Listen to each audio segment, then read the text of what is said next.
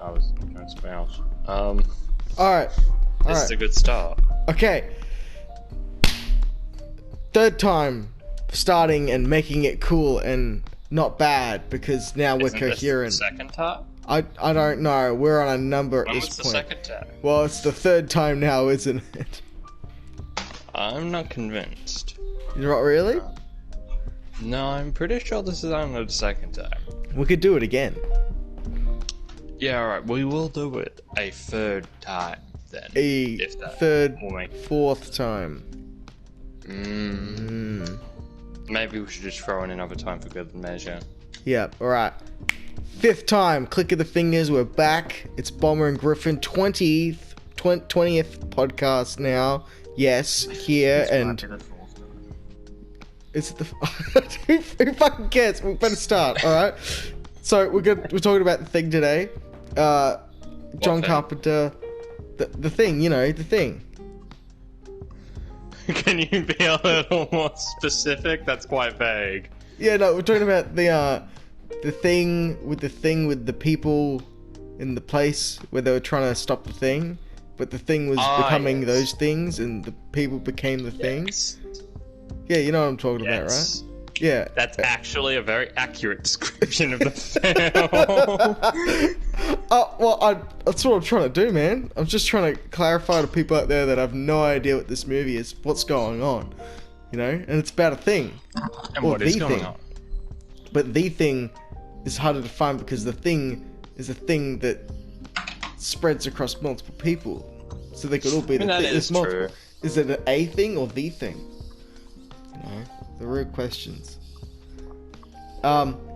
Before we go in depth like a madman, spoilers, because I've got to start making that more apparent.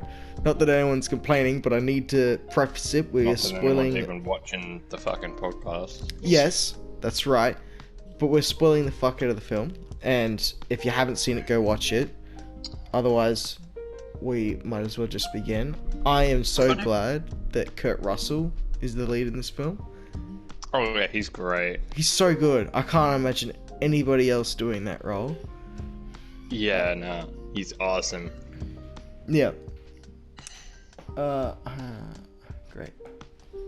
He's just like Kurt Russell just screams like quintessential 80s like action hero protagonist. Oh, I know he does. It's amazing. He's one of the best. It's just yes. Kurt Russell. Yes. Kurt Russell is good. And good is great. So yeah, it's been a little while since I've seen the film, but I have seen it quite a bit, so I'm familiar with it. Yeah, well, I don't really remember any acting in the film that's not good. Like everyone's really good. Yeah, I had a lot of trouble remembering names and who's who. First time around. You've probably seen this film much more than me. I've seen it only a couple times. Yeah, I've seen it a fair few times. So you could probably drop all the facts on me. Oof, I don't know about that. Yeah, no, remember you prepared this whole speech and like fact lists and stuff? No, that's your job. I'm just here to react to the things you tell me. That's all this is. Is that it? Alright then, fine. You don't want to throw it all on me last minute after I gave you ample months of preparation for this?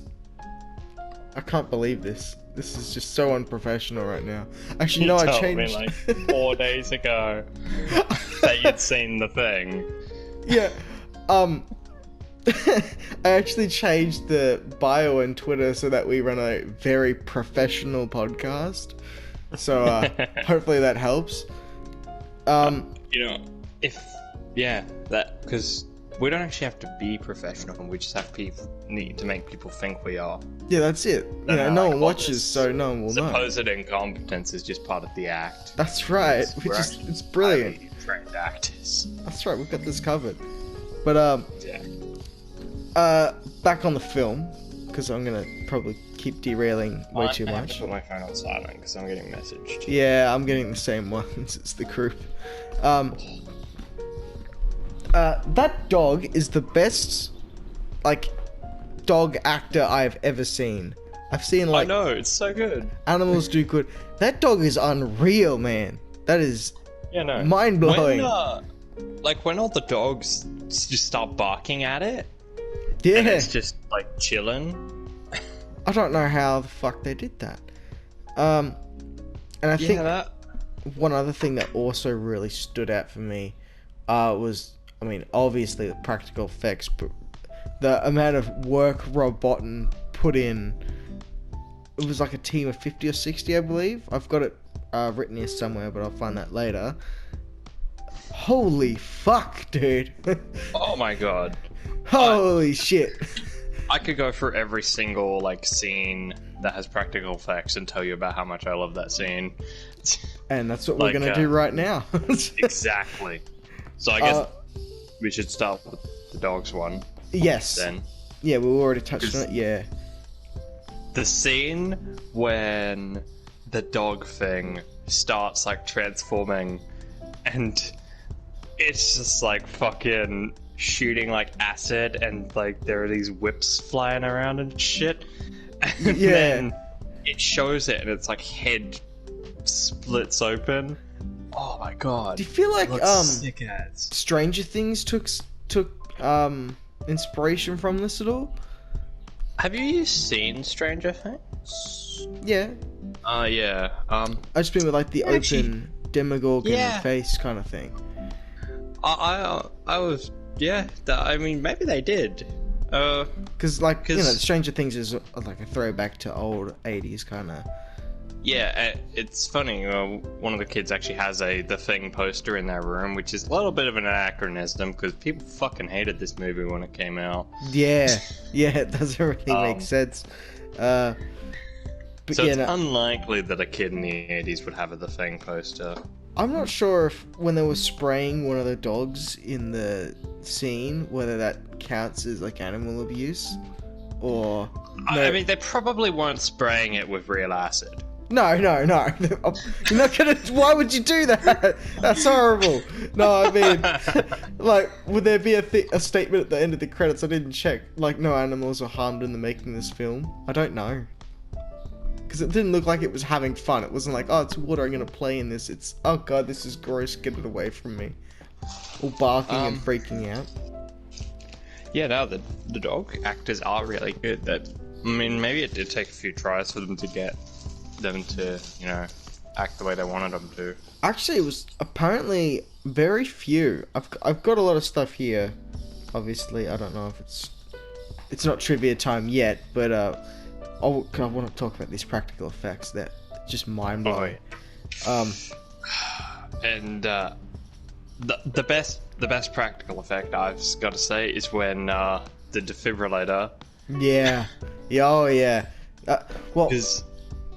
Yeah, I put a lot of thought into it, and that was that's a one take shot. If you fuck that up and the mouth doesn't open at the right time, then you'd wreck the animatronic. And then you've got the actual amputee that was there, and yeah. So when he's losing arms, it's not a matter of, oh fuck, how do we remove this from the scene and make it look right? You don't even worried about that. Yeah. Oh, it's awesome. It's kind of like how they used a dwarf in Jaws to make the shark look bigger. Yes, yeah. But that scene as well. There's I had it in trivia time, but I'll bring it up now. One of the actors says something. You gotta be fucking kidding me. I'm pretty sure that's what he says. As soon as the head's got legs. Apparently that's Kurt Russell's favorite line, period. It never fails to make him crack up. Yeah. I mean, to be fair, yeah. You've gotta be fucking kidding me. Even towards the end, apparently there was so many animatronic technicians on set to get everything to look the way it did. Yeah, the stop. I believe the ending, if I remember correctly, uses stop motion, right? So what happened was they had some stop motion sequences, or for the end they were making some, but John Carpenter basically was nah, it's just not real enough, scrap it. But I think you could find them on the Blu-ray, or maybe even YouTube if you look hard enough. But yes, they did make some, but it just wasn't good enough. And I'm glad they didn't go with it, because I think this movie still holds up today. Oh yeah, no, it looks... Hell, we could talk about the remake and the effects in that and compare them. What are you talking about? There was only one thing that ever happened ever, and they never made another one, because that would be a John bad Carpenter's idea. The Thing is actually a remake, you've probably heard. Yes, from the 50s, I'm pretty sure. I can't remember what the original is called. It's nowhere, like, at all similar. Yeah, to the it's old different, one. yeah. It's, like, completely different, but it is technically a remake. Yeah. But, fuck. But, you know, it's basically a remake. It's, like, in name only. There's basically nothing that connects them. Kind of like the new Invisible Man movie being completely unrelated to the original. Yep. Just the principle or the idea, kind of something that's... Which I have actually watched it now. It's a pretty good movie. Should have watched it before we did a podcast on it. Yeah, no, well, briefly touched on the Invisible Man. It could have been so direct and very straightforward, but it actually went a little bit above and beyond what I expected. And it's definitely my second favorite movie in the Dark Universe. What's your first? Mummy, obviously. Yeah. I'm pretty sure. Are those the only two in the Dark Universe? I don't know. I don't follow. I don't think there's anything else. I mean, obviously, it's nowhere near as good as The Mummy with Brendan Fraser. Oh, I love that series. We'll have to talk about that one day. That series ruined. Off track now. That series ruined his body. No, I've got to check the Dark Universe now. Hang on. We just completely derailed the whole thing now. Dark Universe movies. No, this is like every old movie ever. Oh yeah. I just mean like the new ones. Yeah. Monster Mash is the next one, apparently. I don't know. It's not showing. If it's not just like, if that song isn't just playing over the entire movie, I'm gonna be very disappointed.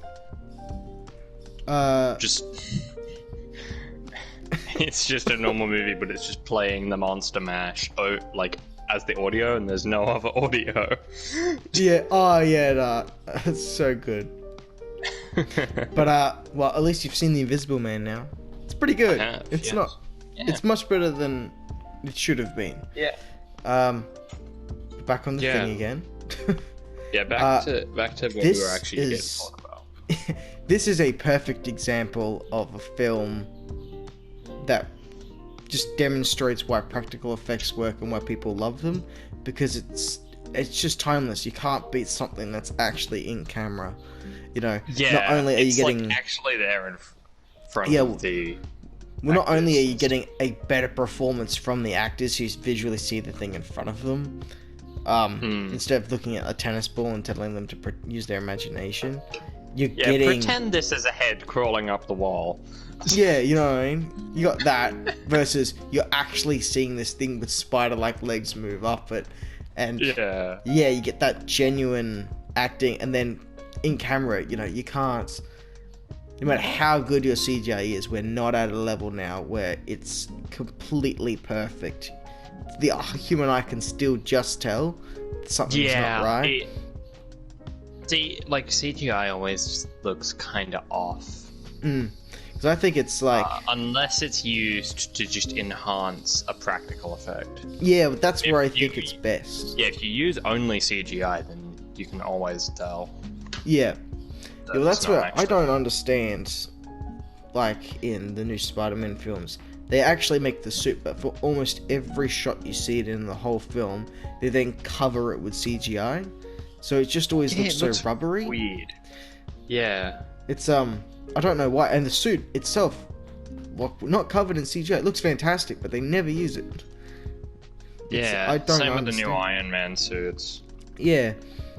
What do you mean? Iron Man is dead. There we go. I just spoiled it for everyone. I'm pretty sure most people have. If you haven't, you've really missed the train. Sorry, this is still worth watching. You're not missing much No. if you haven't seen Infinity War. No, Endgame. Endgame. That's it. Not a good one. So, if we launch pad into trivia time sound effect. Crescendo. Still don't of actually sounds. know what it is, even though I watched the Texas Chainsaw Massacre Yeah, I don't know how you podcast. got past it. I What do you think mean? You it's never missed watch it. these? No one watches these. What are you saying? Except You've for been me. lying to me?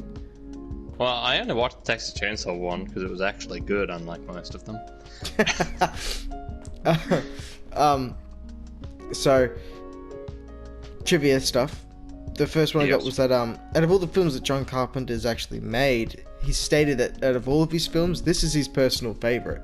He likes this one Can't the blame most. It was considered the Amazing. benchmark in special makeup effects, and the effects were created by Rob Bottin, which we know. He was only 22 when he started the project. John Carpenter. Rob Bottin, when he did the effects. He was only 22 years old. Not bad. Yeah!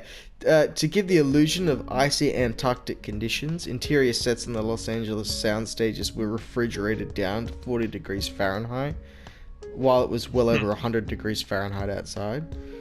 That must have been quite costly. Yeah, well, I got rid of the point because I thought there's no need to have this as well, but they originally, they mentioned it to the studio, they wanted to do this, and I thought that's going to be a fortune on cooling and whatnot. How about we just do it like a tiny studio, like soundstage thing? But when they saw the set, it was this real claustrophobic and the ceilings were really low. They said, oh yeah, go ahead, do it anyway. So, I think it was costly, but not super costly, so the actors really were cold. Yeah. It took Kurt Russell around a year to grow the famous beard that McCready sports.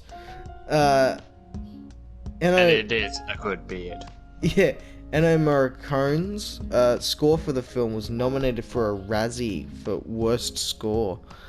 I'm gonna be honest, I can't really remember it that well right now. But I don't remember it being bad. You know, a lot of the score is actually the same as used in The Hateful Eight. Yes, yeah, I think I had some points of that later. Which is, like, kind of a reinterpretation of the thing. It's actually, like, in premise, it's fairly similar.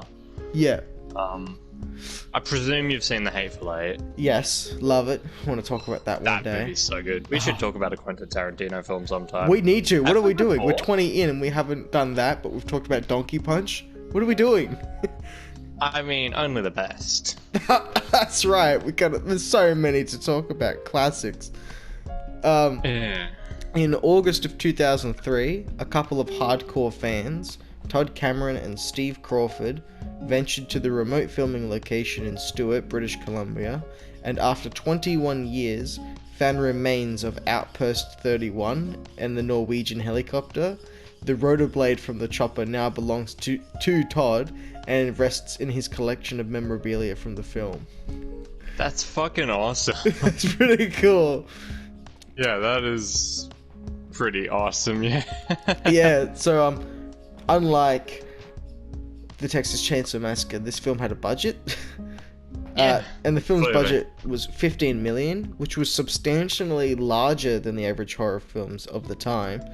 Friday the 13th in 1980 was $700,000, and John Carpenter's original Halloween was $375,000. So we're 15 Yeah, I million. was going to mention that John Carpenter also did Halloween. Which is, you know, Well, that's what I'm pretty saying. Out of decent. all of his films, he actually likes The Thing the most. He thought it was the best. I mean, to be fair, what movies has he made? Because obviously Halloween and The Thing. I can't think of many others myself. Yeah, I'm actually struggling to think of some off the top of my head. He's made plenty. Yeah. But according to John Carpenter, he takes all of his failed movies pretty hard, but the cold reception of this one disappointed him the most. Cold reception. Yes, that wasn't deliberate, but I'll take that. Not only was the film a box office failure upon release, but both critics and audience, to Carpenter's shock, panned it for its gory effects and bleak tone.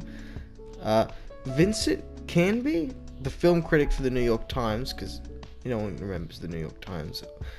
Called it too phony, looking to be disgusting. It qualifies only as instant junk. Carpenter was particularly upset when Christian Nyby, I'm not sure how to pronounce that, the director of the original film from The Thing, From Another World, 1951, that's the one we're talking about. Yeah. He publicly denounced Carpenter's version, saying that if you want blood, go to a slaughterhouse. All in all, it's a terrific commercial for J&P Scotch. That's his quote. Yeah. Even worse, in response to the commercial bombing of the movie, the studio cancelled the multi-picture deal they had signed with Carpenter after he had agreed to helm The Thing. Carpenter once noted that he lost a lot of jobs because of The Thing. My career would have been different had I been financially successful. Not surprisingly, he was extremely relieved when the film enjoyed a rich cult success following its home video release and television broadcasts, where now people like you and me look back and it's fucking awesome. And at the time it's like, yeah, whatever. But now with this abundance of CGI, it's just so treasured that we had something like that. Yeah. So I didn't really pay too much attention to this, but I had it down that the opening title attempts to replicate the appearance of the original Howard's Hawks film. To create the effect of the title, an animation cell with The Thing written on it was placed behind a smoke-filled fish tank, which was covered with a plastic garbage bag, and the bag was ignited, creating the effect for the title burning into the screen. That's how that ended up being mastered and done, which I thought was pretty interesting. That's pretty cool, yeah. But yeah, I think what attributes to the film's financial bombing was that it opened on the exact same day as Ridley Scott's Blade Runner. Yeah. The similarities don't end there, however. Both movies were met with unfavorable reactions by critics at the premiere, but are now considered some of the greatest genre films ever made. The Thing has always stood out as one of my favorite horror movies. Yeah, as soon as I seen it, I went, how did this bomb? This is absolutely awesome. I looked at it like it should have been, massive, like how people look at Jaws, but not as big, obviously, but it should have been one of those films. Jaws came out a little before this, right? Yes. 1975, I think? Jaws was 75. Chainsaw. Yeah, Jaws was 75, and The Thing was 82. Okay. So it was a little while after. Yeah. So, when the dog wanders down the hallway and pauses outside the door, we see a shadow of one of the men beckoning in it. John Carpenter wanted to be so mysterious about which character was involved, so he didn't use any of his actors to cast the shadow. Yeah, I heard about that one. Yeah, so the person it's probably supposed to be is the one who's always wearing earphones, and he's the guy who turns in the blood test scene, which we haven't mentioned once somehow. Which we will get to. Fuck, that's good too. In the DVD, I don't know why I'm just not articulate today.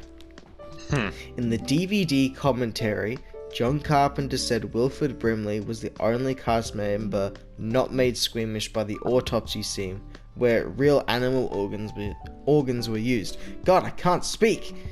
Anyway. Is that the one where they're cutting open the two-headed one from the Norwegian base? Yes, I think that's... yeah. One of the worst effects in the 2011 Thing movie. Which I haven't seen and don't wish to see anytime soon. I don't wish to rewatch it either, so we're probably never going to bring that up outside of this podcast ever again. Oh, you keep bringing it up. For me, it doesn't exist. I don't know what you're talking about. I wish to live in blissful ignorance. That's right. It's the only way. Yes, and you mentioned this earlier, that unused music composed for the film was later used in Quentin Tarantino's The Hateful Eight. Including one of the best fucking songs in The Hateful Eight. Yeah, and it was stated that ironically, the score in Tarantino's The Hateful Eight was nominated, it won him an Oscar for the score. So it's the same fucking score. It just works better in a different movie. I'm not sure how much was changed. I know that though. like my favorite part of the score in the Hateful Eight was not in the thing. Yeah. It's the one that plays in that one scene, right? The scene with the thing. You know the one. The Yeah, thing with not the thing, the Hateful Eight. Oh, I thought we were just going to talk about the thing and the thing with the thing that has the thing in it. Yeah, So it's the one where... confused. It's the one, yeah, no, it's the one in the Hateful Eight where the guy does that one thing, and that other person does this thing. And it's pretty, like, intense. That doesn't help at all. But I appreciate you respecting the fact that some people might not have seen that film. They should see that film, They though. should see that film. But yeah, the blood test scene you were talking about, that's actually what sold John Carpenter on making the film. He was so adamant to create a monster movie where the creature wasn't obviously played by a man in a suit, which was something that had bothered him while watching Alien in 1979. Because, you know, I love Alien, but it's, I don't know, it's just not the same. You could see it's a man in a suit. Yeah, no. Yeah. And the villain in Halloween is literally a man in the suit in universe. Yeah. So then John Carpenter stepped it up and had the villain be men, not in suits. Yeah. So at the beginning of the film, there's the helicopter crash and whatnot, and John Carpenter, he commented that one of the Bush pilots that they helped use for the film, he offered to crash one of the helicopters for real for some money. That's pretty epic. Yeah, and when McCready and Dr. Copper go to visit the Norwegian camp via the helicopter, the Bush pilot actually turned the controls over to Kurt Russell once the chopper was off the ground. So if you watch the shot closely, you can actually see the helicopter all of a sudden wobble, and that's Russell taking the controls. I think that's cool, because he's actually the helicopter pilot in the movie. Yeah. So that he actually flew it's pretty funny. Yeah, yeah. Not the trained professional. Yeah, no. I mean, he's a helicopter pilot. He's gonna actually do it. Yeah. If I don't know if you noticed, but probably didn't. I didn't even really notice that Keith David wears gloves throughout most of the film, almost all of it, and that's because he had he'd broken one of his hands in a car accident and needed to cover up his cast. And hey, we've mentioned this before, but you know the film is good when the film was originally banned when released in Finland. Yeah. What good movies weren't banned in Finland? That's like the benchmark. If your horror movie gets banned in Finland, it's fucking good. But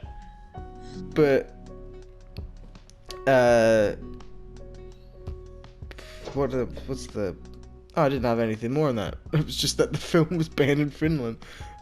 All right. Was it banned anywhere else or just Finland? I don't know. I just had. You know, it's good when the film was originally banned in Finland. Fair. In 1982, before its release, Fangora magazine had a contest. People were asked to draw the thing to see if anyone could guess what it was going to look like. The winner won a trip to Universal Studios. Cha-ching. And, never reference that film again. What do you mean? It's the best movie ever made. It's a cinematic masterpiece. One to only be watched in the cinema. I really, really hope that we're on the same page about what movie it is. But I'm not going to tell you what movie I think it is. What movie do you think it is? No, I don't know. It could have been anything. I'm pretty sure they said that in the thing. Oh, yeah, it could be. That's right, man. Hey, you're just hitting all the benchmarks. Turns to camera. Yeah. Voila. Imagine if they would always turn the camera and there'd be a quick zoom like in Django Unchained and just be like, maybe it was the thing. Yeah. Watch out, the thing. could be anyone. The thing could be anyone. The man. poster artist. Kurt Russell has some of the best. Speaking of things that Kurt Russell said in the film, he has like some of the best lines in the movie. As soon as I heard that line at the end for the first time, yeah, fuck you too. I thought that's iconic. How come I've never heard that more often? I just fuck. I'm gonna use that. I've since quoted it. It's like I wasn't even thinking of that, or like I was just thinking of when I believe it's when the fucking guy whose arms like got all funky and then he like screams. It's when they burn him. And then Kurt Russell's like, I know for certain that I'm human, and if all of you were these things, you'd just attack me. So I know that some of you are human too. And it's like that line just really stands out. Yeah, there's so many. I love the other one where he said, if this person tries to come back and we're not with him, kill him. Yeah. Yeah, nah, it's full of them. I fucking love Kurt Russell, man. Fuck, it was good. He is, because I like the thing, because it's a horror movie where none of the characters make, like, bad decisions. It's just the enemy that they're fighting is just so powerful that there's not much they can do other than what they did. Yeah. Which is blow it the fuck up. Yeah. But, like usual, Kurt Russell wasn't the first choice, and there was a lot of other actors, so it could have been a very different movie. Nick Nolte was going to be McCready. I thought you were about to say Nick Cage. No, dude, imagine that. Yeah, fuck you too. That would have been good. I'm not gonna lie. 80s Nick Cage. But yeah, that Nick have been Nolte. Then Jeff Bridges was also offered. He also declined. The guy who wrote the script, Bill Lancaster, he wrote the script in mind for Harrison Ford or Clint Eastwood. Huh. It's just like, I don't know if anybody else could have done it as well. Like, it's like with, Patrick Bateman. I can't think of anybody else who fits the role better. I know. I think Ewan McGregor would have done a pretty good job, but it wouldn't have touched what Bale has done. Because Christian Bale just has that look, right? Yeah. His line delivery is just unmatched, Yeah. Maybe. I don't know. Not really. It's every scene. It's so deliberate. Anyway. There's an idea of Patrick Bateman. Something illusory. So, I'll tell you, I got a funny story from the set that I ended up digging up somewhere. I can't remember where it was, a couple days ago now. That one day after shooting a scene with a flamethrower, Kurt Russell pulled a practical joke on John Carpenter. This is a bad sign already. Yeah, he pulled a prank on him by covering his face and head with bandages and claiming he had gotten burned by the flamethrower.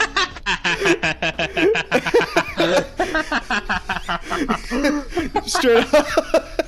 Can you imagine if just halfway through the film, all of a sudden McCready's covered in bandage? Because apparently it was one of the only films where they used real military-grade flamethrowers. So yeah, after one scene using a flamethrower, Kurt Russell that's always been something that's been like, that's an odd thing. Why the fuck does this Arctic base have flamethrowers everywhere? I don't know, but I love it. But that was something. Is that common? I wonder if that's common practice for Arctic bases. Because I guess you need something to do for fun. I suppose, but apparently that's something Kurt Russell did to him. He walked out like, my face, it's gone, wrapped in bandages. We can see his eyes and his mouth probably. I can't imagine how funny that would have been. Oh my god.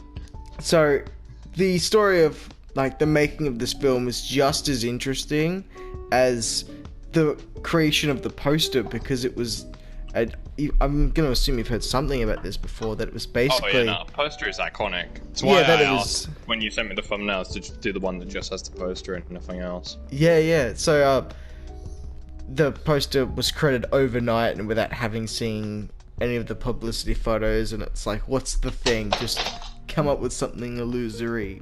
Yeah. We have no idea what it is. And fuck, he did such a great job. Oh yeah, no. I meant to mention this earlier, I don't remember if I did, but I actually bought the thing on DVD. Oh yeah, awesome. Yeah. Support films, people, don't just pirate them. Which we don't ever do and would never do ever with a bad movie. You know, I do like, even though American Psycho was on Netflix, I still pirated it. What was that? He just bleeped out, didn't it? All this bleeping and shit. Even though it was on Netflix, I still bought it legitimately at JB Hi-Fi. Yeah, sorry, I don't know why it bleeps sometimes, but yeah, no, it came through that time. As the film moved into post-production, Rob Bottin, he found himself virtually living at the studio. He was forced to break from this when he was diagnosed with exhaustion and admitted to a hospital. The man behind these practical effects pushed himself above and beyond. Clearly, yeah. Was he the guy who made the practical effects in the SpongeBob movie? Because they're pretty good too. The giant rubber David Hasselhoff. I have no idea. Probably not, but who knows? It could have been him. Oh, man. I wish that fucking David Hasselhoff's chest in that film was an actual animal. But I don't think it is. We have to talk about the SpongeBob movie sometime, man. It'd be brilliant. Can you? Oh my god. If somebody spent hours or even days painstakingly making a replica of David Hasselhoff's chest with just putting the hairs pecs on and gently applying them and sponging everything and like, nah, he's more tanned than that. We've got to switch it up. I can get you there. I can get you there. Damn. Shirts up from the beach. I'm getting loved. That is such a good movie. Yeah. So, Fun fact, when I first got my glasses, that is the first movie I watched. Oh, really? I watched it when I got home that day. Yeah. I was like, I don't know. Yeah, it was the first movie I watched, like, sitting more than 2 meters away from the TV. Yeah, right. Years. So, the Sci-Fi Channel planned to make a 4-hour miniseries sequel in 2003, but nothing ever came of it. A companion and they piece. Never made us. Yeah, a companion piece, however, was eventually produced in 2011, also titled The Thing. It served as both a remake and a prequel. It tells the story of the Norwegian camp and leads directly into the original film. It could just be jargon. I don't think it's real, but for some reason I had that in my notes. Yeah. So, now in retrospective, this movie is absolutely amazing, and the poster is amazing too, but when even the poster's reception, when it was first made, wasn't met with approval, even by John Carpenter. He, after the thing was shown, and John Carpenter had seen all these disastrous previews, they felt like it was a final nail in the coffin, and they were utterly crestfallen by it. It was presented as like a take it or leave it. So did the movie fail financially when it first came out? Like, Yes. did it not? Yeah, it didn't do well. That's a shame. And, you know, John was like, you know, Carpenter was just already feeling shit about the previews, not financially doing well. I'm glad the film finally has the recognition it always deserved. Yeah, no, it's great.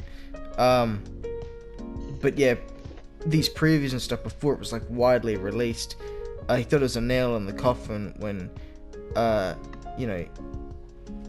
because for him, his goal was that he wanted to make a movie where the killer wasn't just someone in a suit. You know, it was this thing, something different otherworldly. And it was striving so hard to get away from the man in a suit horror trope. And then he was finally shown the poster after all these terrible previews. The man in a suit. He said, "A man in a suit. John Carpenter thought it made the film look like a slasher movie and commented, "They should have just painted a bloody knife in his hand. This is fucked." Or not the very last part, but that was his attitude. Yeah. But something interesting here was that the producers originally, they were actually going to get Tobe Hooper to do the film. You know, that's a familiar name. Yeah, Texas Chainsaw Massacre guy. Yes. Mr. Texas, they call him. Yes. That was what they never called him, but we call him that. No, actually. Alright, this is very off topic. But in Japan, there's like this fucking right-wing boomer that's in just all these Japanese magazines known as Texas Daddy. What? I'll send you a picture of him later. Oh no! But it's just this unremarkable guy from Texas. He's just like a political speaker in Japan. What do you mean? No, it's Tobe Hooper. Tobe Hooper is Texas Daddy. Oh, it might be. I've never seen a picture of Tobe Hooper, so he might be Texas Daddy. We don't know. But yeah. I think that night I was brought to tears when I realized that I would never be in a Japanese magazine known as Texas Daddy. Well, this story of what Tobe Hooper's version was going to be, you're going to love this.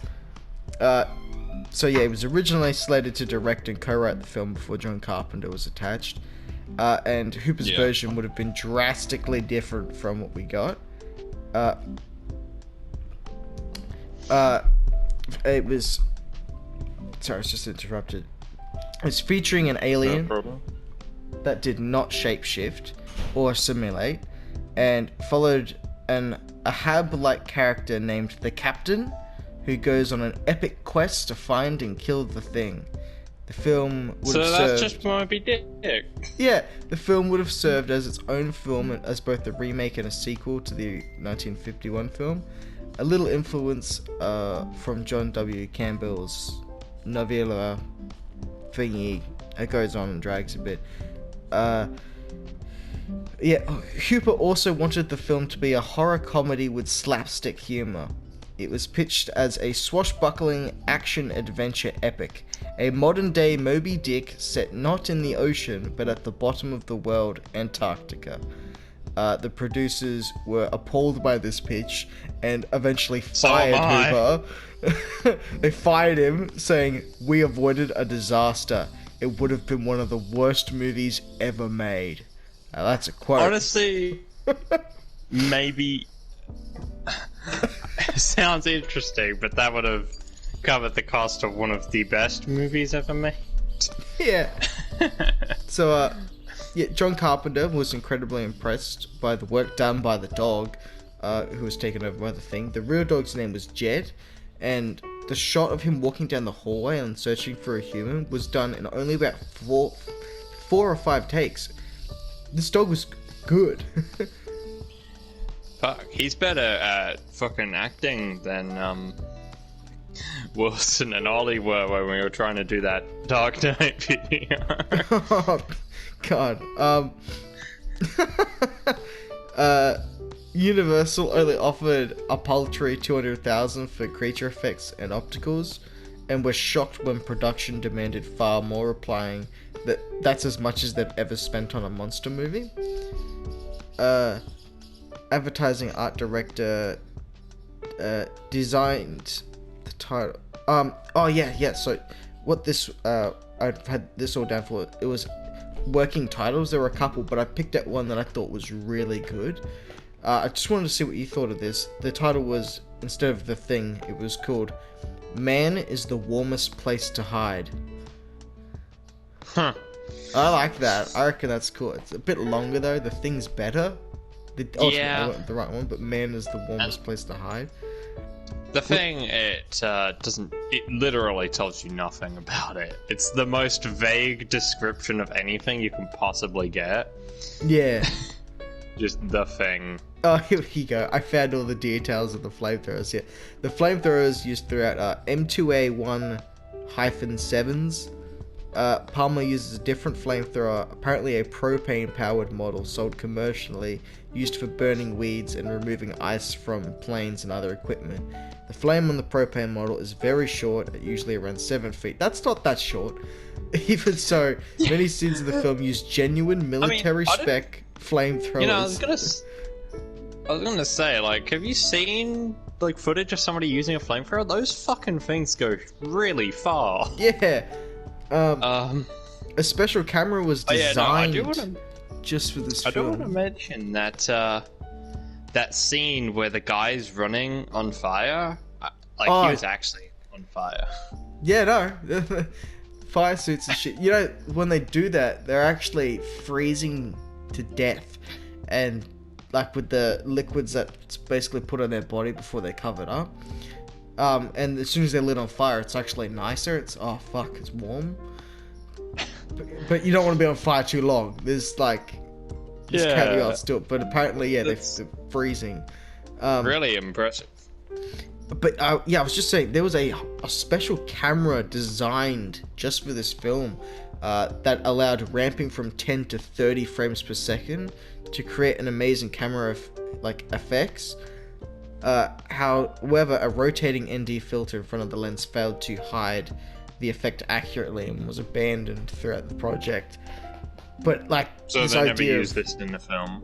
No, they never used it in the film. They just couldn't get the camera to work. But they also had this idea that when you're seeing these practical effects, that they would ramp the frame rate up from anywhere between 10 to 300 FPS to give this otherworldly look to everything as well.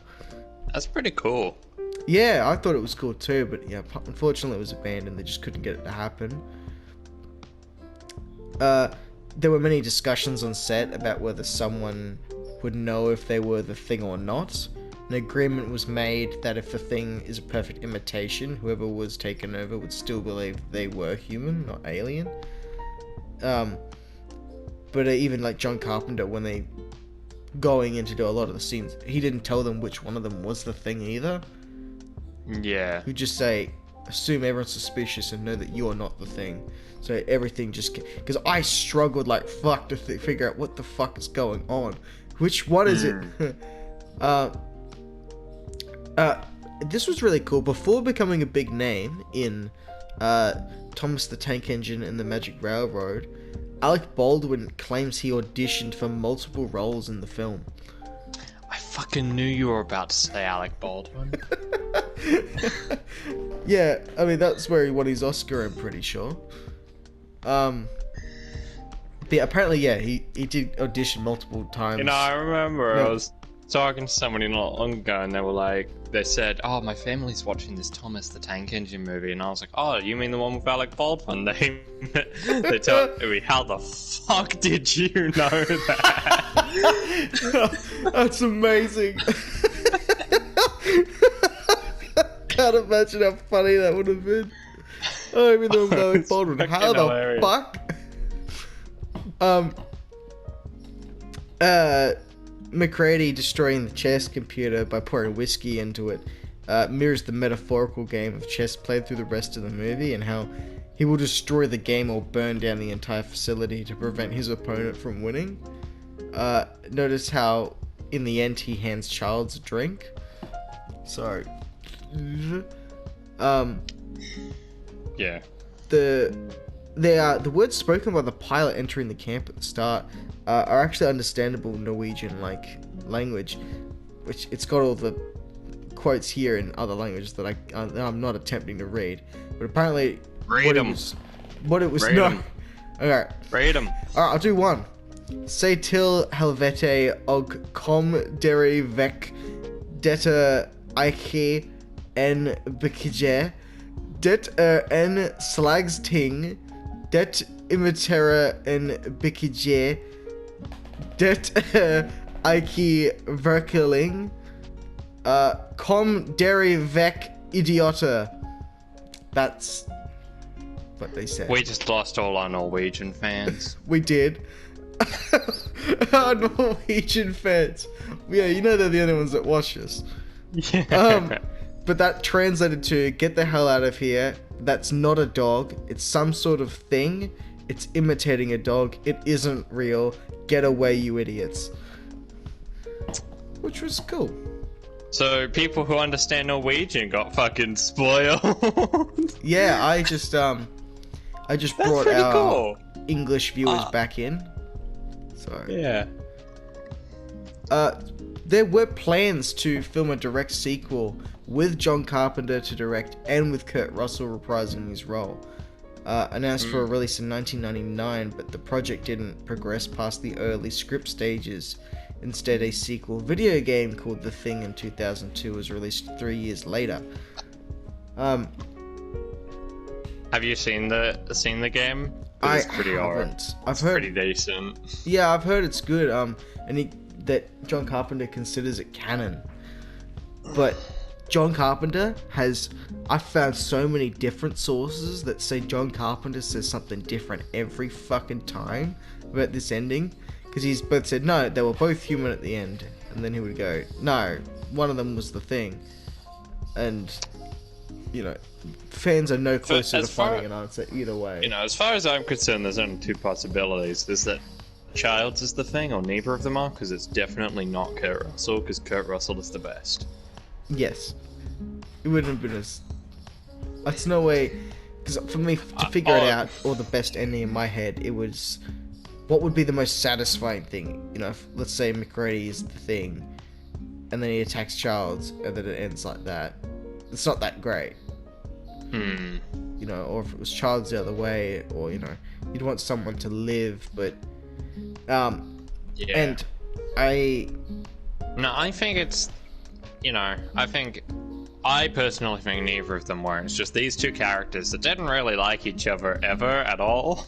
Yeah. They're like, yeah, I think... Yeah. I think I don't mind hanging out with you for a little bit. Yeah, well, I, Share a drink, see what happens. heaps of stuff on the ending. Many theorized that the film's ambiguous ending, with people debating whether Child's the thing or not. The most popular piece of evidence is the bottle of scotch that McCready hands Childs at the end, because McCready's been throwing Molotov cocktails throughout the camp earlier, and it said that this bottle is actually filled with gasoline, as well, not scotch. I don't think that's true, because if the thing is a perfect imitation, it would know that it's not drinking something that humans should be drinking. I don't know. Because it also has their memories and stuff. Yeah, does it? Yeah, no, I mean, it can carry on conversations as if it were that person, so... Yeah. Oh no, I want to mention one of my favorite moments in the film is when they're checking on Blair. I think his name is Blair. In, like, the cabin by himself, and they peek through the little window, and he's sitting at a desk and there's a noose next to him. Yeah. And he's just like, I want to come back inside. Yeah, that was good too, but I had more on it. They basically, yeah, I don't know whether the thing would be able to tell whether it's gasoline or not. I think you're kind of right. I think it would. But they'd written down that the thing not knowing what alcohol tastes like, or knowing the difference between it and gasoline, drinks it while Childs would have spit it out. But you can also see that before Childs shows up, McCready is about to drink it himself. Yeah, I think you're right. But going further to really this person's idea. And McCready is shown to be an alcoholic, so it wouldn't surprise me if it's just like, yeah, he made sure there was a bottle left over for him to drink himself. Also, he fucking wrecks the chess master. Yeah, he What does. a prick. I can't believe him. But yeah, I got a bunch of things on like evidence that's really just this person had this insane theory about it. That's me when you beat me in chess. Yeah. I you. But yeah, the music's apparently as soon as he goes to drink that scotch at the end, the music swells right up, Which the music had been an indicator of things present throughout the rest of the film.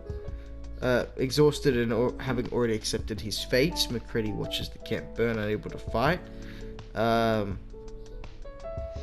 You know, Macready doesn't strike me as the character who'd just give up at the end. No, I don't think so. I'm not sure what I would kind of prefer with the ending. But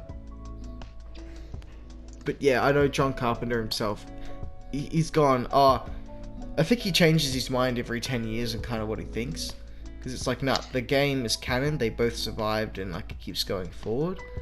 But then, I think the more compelling argument that Charles might be the thing would be the fact that earlier on in the film they say not to drink out of the same bottles and shit, and it would be like Childs doesn't actually care because he knows that he's the thing already.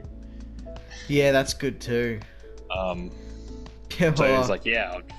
I've also got because I've got quotes of John Carpenter just contradicting himself back and forth. I got another one that says, he never understood how there could be any confusion about whether Childs or Macready are human or not, because the last scene shows, he said this, Kurt Russell and Keith David staring at each other down, harshly backlit. It's completely glaringly obvious that Kurt Russell is breathing and Keith David is not. Keith David is. He is breathing. So yeah. There's so much. Did John Carpenter say that? Yeah. He's wrong. He constantly goes. I think he just likes to confuse the fuck out of people, and it's like with The Shining. Because I've heard that theory. I've heard that theory before, but that's not true. You can see it. Because I used to be really into this, and I looked into all that stuff myself, like theories on shit. And yeah, no. I'm pretty sure that. Childs. If he is the thing, none of the people's theories are valid reasons to believe that he is. Yeah. But it's definitely possible that he is. I really don't know whether I'd rather have it be like he was the thing, Macready kills him, or it's, they both go out in a blaze of glory, and no one survives. I mean, because the thing is, they are definitely fucking dead. Yeah. Because they're in the middle of fucking nowhere. The radio is destroyed, so they can't call for help. Any food or supplies that they had are burned. So even if they got the thing and there's none of it left, it's all dead. These two people fucked. Yeah, well, I got this other part here that it's the last piece I've got, that multiple endings were filmed, and even more were planned and considered to some capacity. One filmed ending, cut to some time later, revealed Macready had been rescued and taken back to civilization, while Childs had perished. With Mac passing a blood test for a mysterious off-screen government official who somehow knows the entire situation. That ending was used too, so it's like this, serious official tested the blood, and then we never see the results of that, or whether Macready became the thing as well, or that ending was filmed as a precaution and never used, even for test screenings. It was not as part of John Carpenter's original vision for the film. Another ending that was showed in Malamute, presumably the thing surviving the explosion, stopping to look one last time at the burning camp before the dog stops to turn one last time at the camp before it turns and runs off into the snowy landscape. A third ending simply showed Childs getting up and walking off into the snowstorm, leaving Macready by himself. Again, used, but some purpose endings. Clip ended. Oh, fuck, hang on. Well, that sucks. I send a couple things to the group chat. I've just started recording again. Because I think I'm still going to use the majority of this. was pretty fucking good, and I put effort into it. So yeah. for everybody that's just like, what the fuck, we were just talking about like the ending of the thing. So cheerfully. So cheerfully. And now we're so crestfallen and depressed. Yeah, we had a fuck up on my behalf, which sucks. There were Shit. so many interesting things. There were so many amazing things that you missed. But yeah, the footage is gone, and yes, now this is going to be. John's lost the footage again. It's just bad. It was bad. You should have seen it. We had the funny movie of the week. Samurai Cop was brilliant. Tom Cruise was gonna go to space, but then Russia was gonna, put him up a proper fight to try and go to space first. Second space race. Johnny Depp might be a wife beater. There's so much stuff, Do Cheezels come in bags or boxes? What is the best way? Well, they come in boxes, that's a fact, but should they? Should they? What's the best way? There was the answer may surprise you. It might surprise you. And yeah, we talked about games, and games were cool and stuff. Yeah. And God fucking damn it. We are fine. Yeah. What was funny? We mentioned how we would record this on the PlayStation right at the start. We're finding a new method. Because it clocks out at an hour exactly, and then it just fucking... Oh! Nightmare fuel. God damn it. We are not going to fuck up like this again. But hopefully you did enjoy being here with us, talking about the thing while we were talking about it. This is very disappointing. It is. Because we were on a roll, because the Texas Chainsaw Massacre podcast was good, and then this one was going to be pretty good as well. This was really popping off. We were rolling through it very well. It built up. You missed all this cool stuff. People died, It just... Yeah. It's crazy. The thing came to life. We seen it. It actually replicated my friend. I killed it with a flamethrower. It's fucking... Oh, man. Badass. There was this swarm of bees. You should have seen it. I mean, you wouldn't have been able to anyway, but if you could have heard it, fuck. Yeah, no, you've really missed out. So you'll just have to stick around till next time to catch something really cool and hopefully not fucked up on my behalf. God fucking damn it. Ugh! So good. This is very fucking annoying. Oh yeah, welcome to the fallen apart, broken part of the podcast. Hey, with your boys, Bommer and Griffin. We'll see you next time when we talk about Cheerios. No, Cheezels. Wait. Cheezels. Do they come? What should they come in? Tell us down below. Let us know that you got to the end of the video and heard all this disaster. Twisties. Chicken or cheese? Yeah. The real questions. And if you don't fucking take this seriously like we do, we will find you. Chicken twisties are better, everyone knows it. But more interested to see what other people think. More interested to see your thoughts and opinions down below. Yeah. So, have at it. Have at it. See you next time. Yeah. Hopefully in a podcast that doesn't get interrupted halfway through. Yeah. With technical incompetence. Yes. Fuck's sake. That is really, really fucking annoying. Alright, now let's make sure it works this time.